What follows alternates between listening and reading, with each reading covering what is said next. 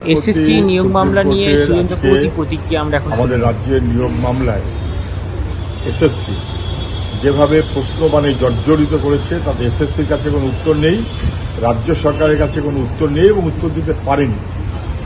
প্রায় কান ধরে উদ্বোস করাবার মতো উদ্বোস করাচ্ছে যে কি করে ওএমআর শিট একটা জালি কোম্পানিকে দেওয়া হলো, কি করে প্যানেল এক্সপায়ারের পরে চাকরি হলো ইত্যাদি, যা আমরা এর আগে দেখেছি। হাইকোর্টে যে কথাগুলো এসেছিল প্রায় একই রকমের কথা বলছে এবং সুপ্রিম কোর্টের অবজারভেশনে স্পষ্ট হয়ে গেল সারা ভারতবর্ষে নিয়োগ প্রক্রিয়া এরকম অসভ্যতা এবং অপদার্থতা কেউ কখনো দেখেনি। এতে আমাদের রাজ্যের মুখ পুড়ছে। আজকে শেষমেশ স্বীকার করেছে যে 7,500 বেআইনি, বাকি তাহলে 19,000 যোগ্য দাঁড়ায়। এইটা কি যোগ্য সত্যি সত্যি? এই প্রশ্নের উত্তরটাও স্পষ্ট করতে পারেনি school service commission. Supreme court সেই কারণে তার দ্বন্দ্ব রেখেছে। আমাদের কাছে কথাটা হচ্ছে এই 7,500 সেটা 8.5 হবে, 9.5 হবে, 10.5 হবে।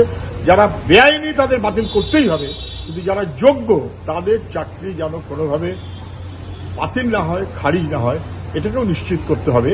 রাজ্য সরকারের অপরাধের জন্য যোগ্যরা কেউ যেন বঞ্চিত না হয়। রাজ্য সরকার একেবারে সর্বনেশা কাণ্ড করেছে, দেশের কাছে সুপ্রিম কোর্টের কাছে ধরা পড়ে গেছে।